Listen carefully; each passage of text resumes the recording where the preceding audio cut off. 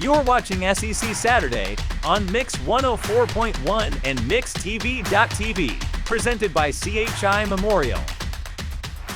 Hello, everyone, and welcome to SEC Saturday, Mix 104.1 and MixTV.tv. It's week 4 of the college football season. And after last week, the kings of college football remain on top of the mountain. But will they be there for long? There is shakeup all across the board, from Knoxville to College Station, from Athens to Baton Rouge. This week, we travel back to Tuscaloosa for our game of the week, Ole Miss and Alabama. Is it going to be hotty-toddy or rammer-jammer? This is SEC Saturday, presented by CHI Memorial. And with that, we say hello to you, as we say hello to our panelists this week. Still down one panelist.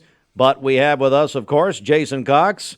Jason, I would ask how you are, but I think I already know. Well, I'm well. I'm well. In spite of last Saturday's outcomes, I'm personally doing fine, and I'm happy to be here. Okay, good. And then we have Commissioner Josh Rogers. What's happening? Oh, man, excited to be here for another week. And, kind of in the same boat Jason is. We won. The Dogs won, but it was pretty shaky there at the first half against South Carolina, so. Well, both of you have let us in a little bit here. Let's go to a week review a little bit last week. Jason, I'll start with you. Yes, Tennessee's loss in Gainesville, 29-16 to Florida. Yeah, I mean, what can you say? It was the worst defensive game plan coming out of the locker room I've ever seen. It was the exact opposite of what I think anybody that knows anything about football would have done.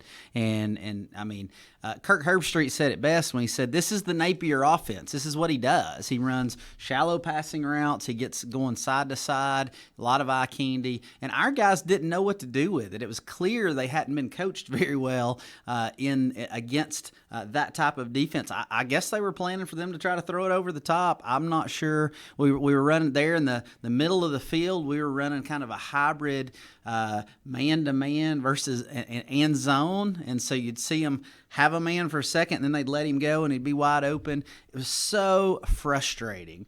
And at the end of the day, the offense only scored 16 points. What do you say about that? So, yeah, frustration reigns inside of me and inside of ball land for sure. Yeah, I think the biggest thing for my biggest takeaway is that it seems like Heupel is all on the Joe Milton train.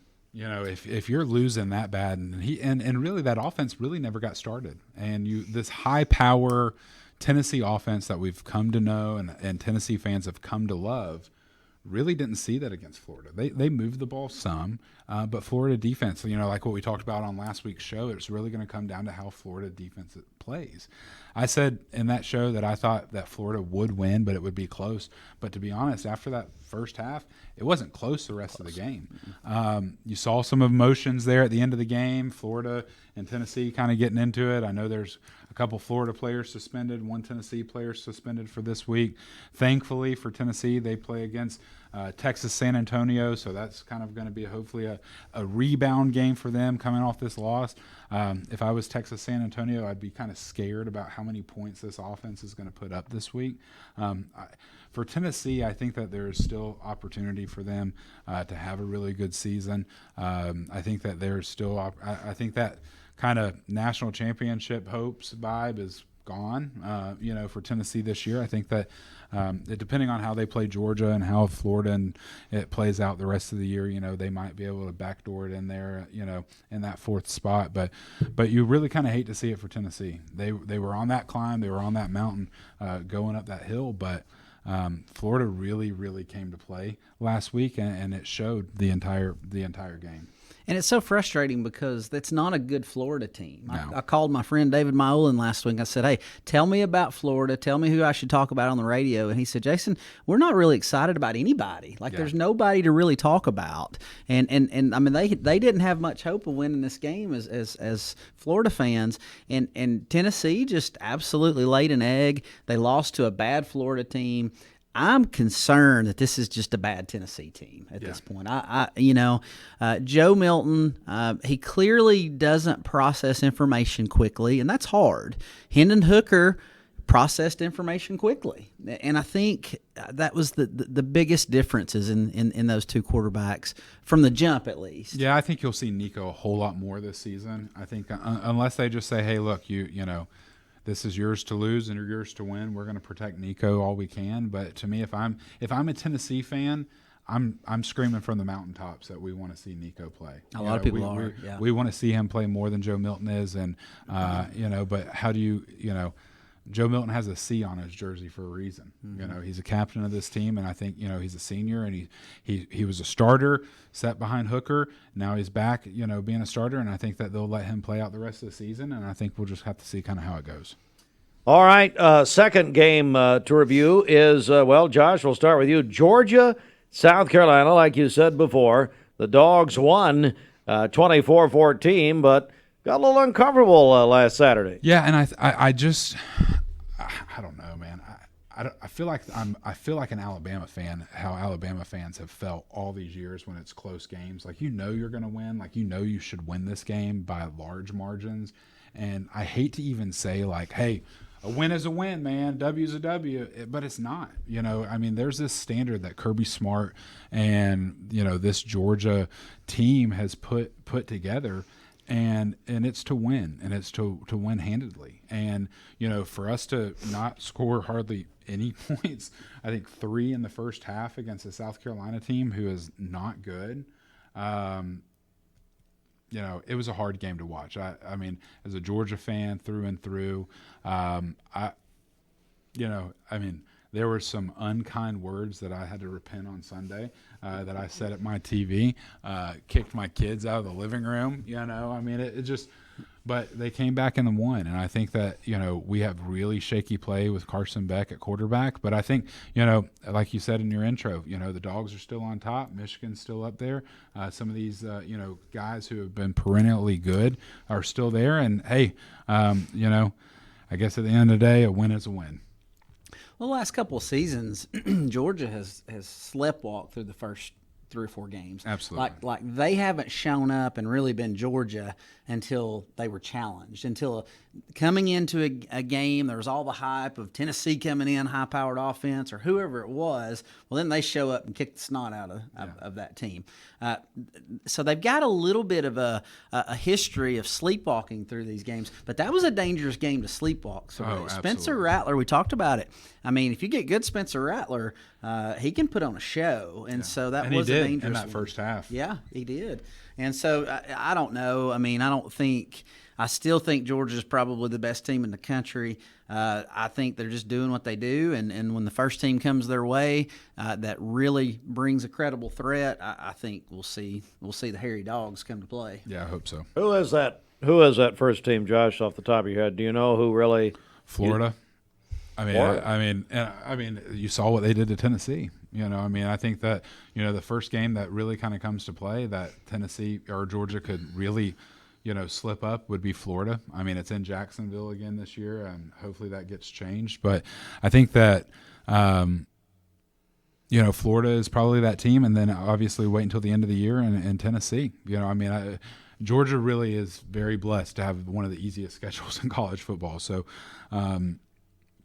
but with how they played against South Carolina, I wouldn't put it past them to, you know, lose to Vanderbilt this year. You know, I mean, it's unbelievable. Couple of comments from you guys too. Alabama, you know, they beat South Florida 17-3, but Jason, it got a little interesting late down there. Yeah, I mean, Jalen Milroe didn't start. The kid, the Buchner kid from Notre Dame, started. They handed it off to the kid from Tennessee, Ty Simpson. His dad's the head coach at Tennessee Martin.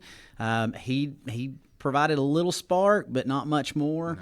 Milroe never did play, but they've already announced him as the starting quarterback for this coming weekend. They'll say if you got 3 quarterbacks, you don't have a quarterback. That's Alabama. They don't have a quarterback. They don't have an offense. Their offensive line's bad. It's an interesting take down there of what's going on. And again, my hot take last week is that the Bama dynasty's dead, and I believe it. Yeah. I think, what about it? Yeah, 10-3 against USF going into the last 5 minutes of the game. I mean, USF was in that game the entire time. Right there at the end, they've got South Florida got a stupid penalty, jumped off sides. Alabama got that first down, but to be honest, it was 10-7. It was 10-3, and if they wouldn't have got that penalty and jumped off sides, it was fourth down, I believe it was. Jumped off sides, they could have stopped it. And South Florida go back down there and scored, and we could be talking about today how Alabama lost in overtime to South Florida. I mean, so it's not the Alabama of old. It's really sad, and I think you look at the college rankings this week. Alabama's still up, Tennessee's still ranked above Florida. I don't get how these rankings work. Like Tennessee's 24th and Florida's 25th or whatever it is. Like. Yeah. I don't know, man. It's crazy. They missed the top 10 first time 128 polls. Yeah, Alabama. So wow, that's I mean, yeah, I know they're still up there, but it's they're down. We're going to take a break right here. When we come back, more. You're listening or watching SEC Saturday, presented by CHI Memorial. We're getting ready for Tennessee and Texas, San Antonio 4:00 kickoff. Coming up, and we're back with CHI Memorial in a moment. You're watching SEC Saturday on Mix 104.1 and MixTV.tv, presented by CHI Memorial. Welcome back, everyone. SEC Saturday on Mix 104.1. We're on MixTV.tv, and, of course, right here we go with Tennessee and Texas, San Antonio, 4:00 kickoff, getting ready for that. Joined, of course, by Josh Rogers, Jason Cox, and now a new feature, Best and Worst Thing. Guys, I want to ask you, Josh, I'll begin with you. What's the best thing you saw last week? I think I've got two things here, and the best thing that I saw last week was Harrison Mavis, kicker for Missouri, hits a game-winning 61-yard field goal to be the longest field goal ever made in the SEC to beat number 15 Kansas State. This kid, if you remember a few years ago, really shaky, missed a few kicks, but they listened to Eli Drinkwitz say in his post-game conference, like, look, we knew that if we could get down there about 55 yards, 56 yards, that he was going to make it, that he was golden from there. They got a penalty, backed him up 5 yards, and they said, hey, let's let him try. And I think this kid could have kicked it from about 68. I mean, it was boomed and gone. Yeah. The other best thing I saw last week, Deion Sanders and the coach from Colorado State, talking about the glasses, right? Last week I had the hat and the glasses on. $4.5 million in one weekend that Prime sold of his Blenders glasses. The CEO of Blenders, the glasses company, said, we have found our Jordan when it comes to glasses, and that's Deion Sanders. $4.5 million from this glasses. So those are the two best things that I saw last week. We'll come back and ask your worst in a second, or worst. Jason, best things. Yeah, to tag on to the Deion thing, seeing The Rock on the sideline at the Colorado State game was awesome. Just, I mean, his personality, and, he's a football guy anyways. And so I thought that was really, really cool. Master P, Lil Wayne, Snoop was there. Tons of people there. Chauncey Billups was there. Unbelievable. I've got one, too, actually. I'm going to go back. Everybody's talking about Deion. I'll go to Deion, but he was on also. He's on everything, but he's on 60 Minutes Sunday night. And he had, I guess it's a lady who's been a fan of Colorado. She's probably in her upper 80s, something like that. Brought her in the locker room. And then she says, where's my theme music? And that was just perfect. I'm going to begin with you on this one, Jason. Jason, what's the worst thing you saw last week? Worst thing I saw was Tennessee's first half defense. I already mentioned it in the opener. I mean, just atrocious. Couldn't get a stop. Couldn't get off the field. I was ready to fire Tim Banks at halftime, send him to the house. It was terrible. I will say they did adjust. It looked a little better. I think that might have been in part to Florida's game plan in the second half. But, coming out of the locker room, that first half Tennessee defense was horrendous. Josh, what about it? Worst last week? Yeah, so the worst last week, I've actually got this queued up if you're watching on Mix TV. This right here, Iowa cheerleader. Boom. Biggest nightmares come through right here. Can you replay that, Austin? Play it one more time. Holy cow. Do you see this? First off, amazing that he can do this. Pants fall down around the ankles in front of thousands of people at this game. This was unbelievable. Tell them what's happening on the radio if they're listening. So an Iowa cheerleader, male cheerleader, does these flips in the end zone during a timeout. Pants completely to the ankles, falls down, and he has to sit there, pull them back up, and run halfway off the field. Worst thing I saw. I feel bad for the guy, but thanks to our friends at TikTok, ESPN, for providing that video for us today. And also, we finally got the guy's name. His name is Shelton. All right, we'll be right back in just a moment. Stand by. You're watching SEC Saturday on Mix 104.1 and MixTV.tv, presented by CHI Memorial. Welcome back, everyone. SEC Saturday on Mix 104.1 and MixTV.tv is presented by CHI Memorial. Don't forget, CHI Memorial brings you the Mix 104.1 app. It's a free download at mymix1041.com. You can listen to Mix 104.1 or any of our family of stations. Watch Mix TV all on the app. Download at mymix1041.com. All right, time for Josh and Jason to make some picks. Josh, I'll begin with you. The first game we're going to talk about is Auburn taking on Texas A&M. Now, if you're watching on Mix TV, you're seeing this prior. If you're listening on the radio, obviously we're taping this earlier in the week. So what do you think is going to happen? Auburn A&M, it's a noon game. So earlier, as people hear this, in College Station. Yeah, I think that Texas A&M, being in College Station, noon kick, I think that it's going to be a great game. Auburn 3-0, Texas A&M 2-1, but first conference game for both of these guys. Auburn has played really strong this year. You sit there and think about starting at the beginning of the season between the Alabama teams, right? Who's going to have a better season? Hugh Freeze in his first year back in the SEC, going against Nick Saban, obviously, at Alabama. You would think Saban would probably have a better year. It's looking like Freeze is going to have a better year in his first year back. I think that Auburn is going to come out and play really well. Thorne has had unbelievable so far this year, 517 yards, 4 touchdowns, 3 interceptions, 43 of 63 so far in the year. But to me, I think Auburn comes into Texas A&M. Everyone, if you're looking at it right now, I think the point spread is 7.5 for Texas A&M, are the favorites currently, and obviously that's just kind of home field advantage. But that 102,000 crowd, I think, is going to be disappointed down in Aggie land, and when the Tigers come to play and beat the Aggies this week. Jason. I don't disagree with you. I think the Fighting Hugh Freezes go to Aggie land and beat the 12th men and that A&M. I know that Peyton. My concern is Peyton Thorne. 66% passing on the season, 4 touchdowns, 3 interceptions, but I do think he's learning the Hugh Freeze offense, which I would expect him to explode one day. Connor Weigman, quarterback for A&M, is having a big year, 70%, 909 yards, 9 touchdowns. But again, I mean, you guys have heard me rail all season long on this Jimbo Fisher, Bobby Petrino marriage going on in Texas A&M. I know Heartline over there is a big fan of Bobby Petrino because he's a former Falcon guy. That kind of get on the motorcycle and leave with 4 games to go. It's fun. Yeah, kind of left us at the altar. So, so I'm going with the Fighting Hugh Freezes and Auburn Tigers as well. All right, another game to pick before the break here. So Arkansas is playing tonight.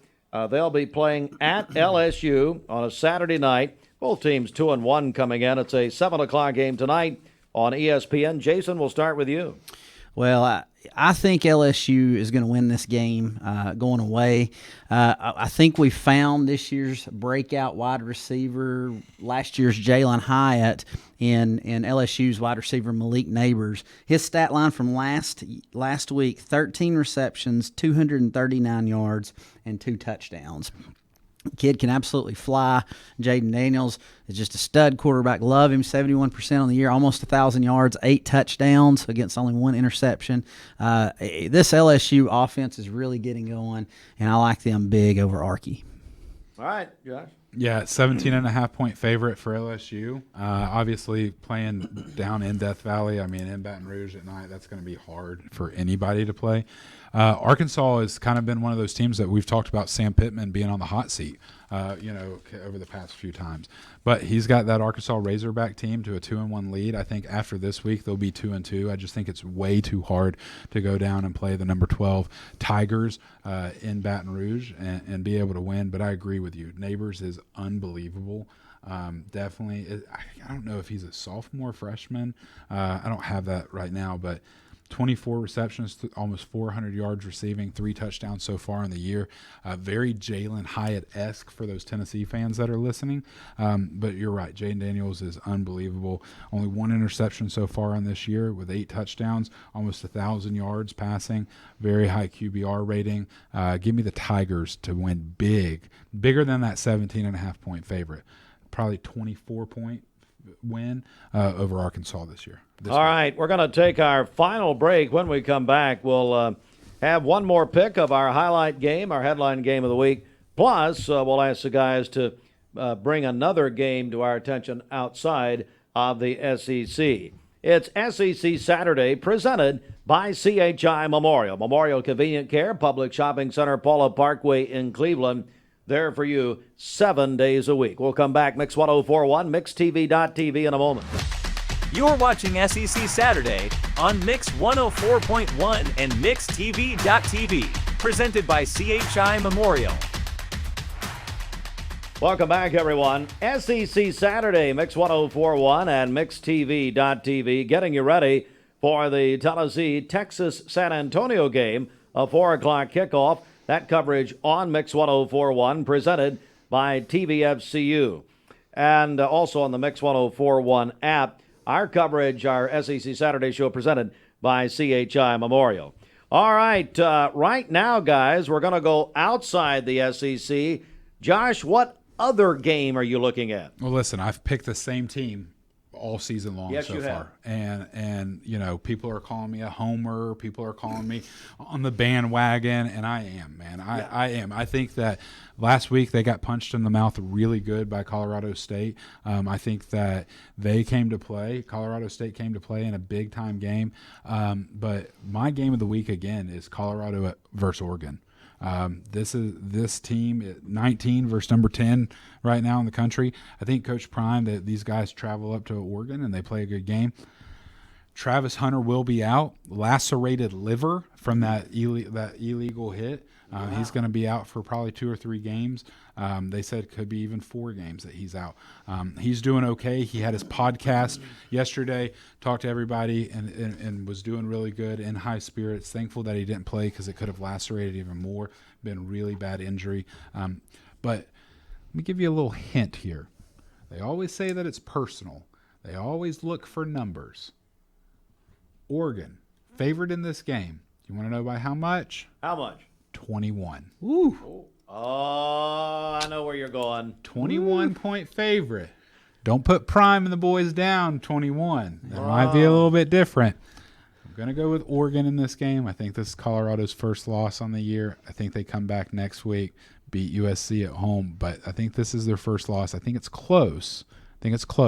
But my game of the week, Colorado. So for those that may not be picking up what you're putting down, Deion Sanders was number 21, right? Absolutely. Okay, That's what I was thinking. When he was returning touchdowns, interceptions for touchdowns for the Dirty They'll Birds. use that as motivation this week. I would think so. That's good. Cox, what do you got? Well, I'm going to go Florida State at Clemson. Dabo Swinney came out at the end of last week's game and said, "We're back, baby, we're back." And I don't see it. I don't think so. I don't think Clemson's back. But Florida State, number 4 team in the country, has to go to Clemson. Okay, they've got to see them run down that hill and touch that crazy-looking rock and do all that stuff. And so I think it'll be an interesting game. I think Florida State wins this game, but I think this is the litmus test for if Dabo's right. Is Clemson back, or is this just now they're playing a good team and they're going to get their tails handed to them? So interesting game to watch. Hope it's a better pick than he had last week.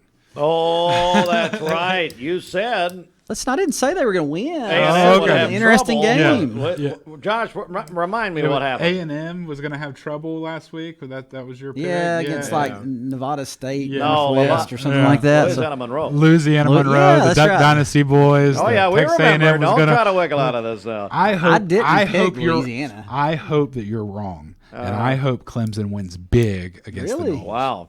All right. Thank you very much for the encouraging calls and letters, texts that I've received. I know that I am by myself here, the Ivy League Game of the Week. I get a lot of grief over this, but it's a lot of jealousy, quite frankly, about our intelligence in the Ivy League. So this game took place yesterday, and it was it's so good I had to mention it.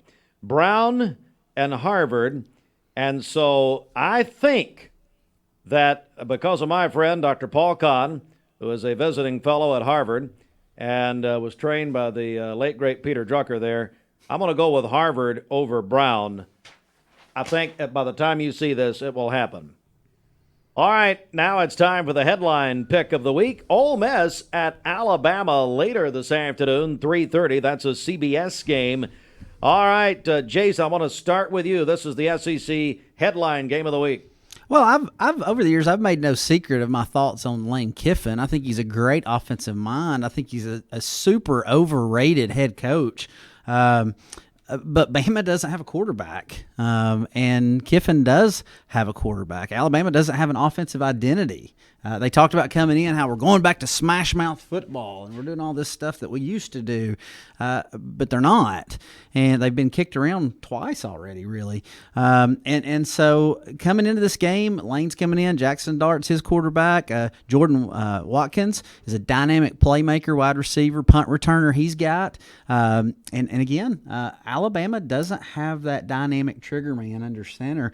I'm going to take Ole Miss to not just cover the 7-point spread, but to beat Alabama at Alabama. Whoa, Josh Rogers, you got the final word. Yeah, I think that Alabama has a very shaky offense this year. I think there's questions at quarterback. I know Milroe is going to get the start this week. It's always hard going into Tuscaloosa and playing at Bryant-Denny, no matter who you are, no matter what it is. But if there's one team that can do it better than anyone, it's Ole Miss and Lane Kiffin. Lane Kiffin, obviously, former offensive coordinator there, worked with Nick Saban for a long time. He knows the stadium. He knows how big of a game this is. Being that 3:30 game for CBS is always big. Ole Miss has scored over 100 points so far this year, 100 second-half points, with victories against Mercer, Tulane, and Georgia Tech. Tulane, if everyone remembers, top 25 team. Tulane was a very good offensive team. Georgia Tech, obviously, and Mercer, not that great. Alabama's been tested more with that game against Texas, but as we saw last week, Texas didn't really play that great against Wyoming either. So I think for me, it's going to come down to how Junkins plays for LSU or for Ole Miss. Trey Harris, leading wide receiver, he was out last week after apparent knee injury.